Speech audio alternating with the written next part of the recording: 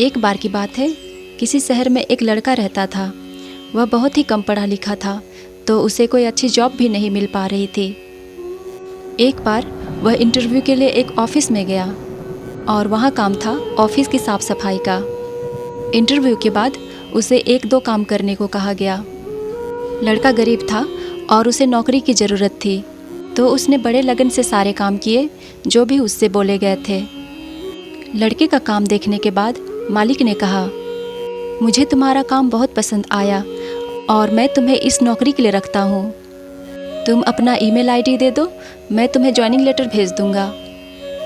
तब लड़के ने कहा, सर मेरे पास कोई ईमेल आईडी नहीं है और मैं इतने गरीब परिवार से हूँ कि मेरी कंप्यूटर चला सकने की औकात नहीं है।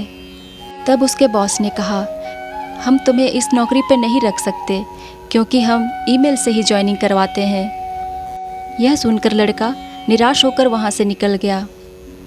रास्ते में उसने देखा कि एक बूढ़ी औरत सब्जी वाले से टमाटर के बारे में पूछ रही थी और उसके पास टमाटर नहीं थे। लड़के ने अपनी जेब में हाथ डाला तो उसमें से 10 रुपये निकले। उसने उसी 10 रुपये से टमाटर खरीदे और 15 रुपये में उस बूढ़ी लेडी को बेच दिया और इस तरह उसे 5 रुपये का मुनाफा हुआ। धीरे धीरे वह और टमाटर खरीदता और बेचता गया और देखते ही देखते वह शहर का फेमस बिजनेसमैन बन गया और अब वह परिवार और धन दौलत से सुखी संपन्न व्यक्ति था।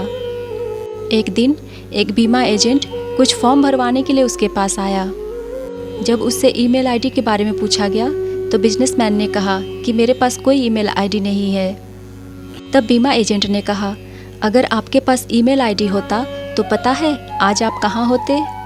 तब उस बिजनेसमैन ने कहा, हाँ मुझे पता है, अगर मेरा ईमेल आईडी होता तो मैं ऑफिस में साफ सफाई वाला कर्मी होता। ये कहानी हमें सिखाती है कि मेहनत करने वालों के लिए अभाव या गरीबी कोई मायने नहीं रखता है। निरंतर प्रयास और कड़ी मेहनत से ही सफलता को प्राप्त किया जा सकता है। राधे राधे।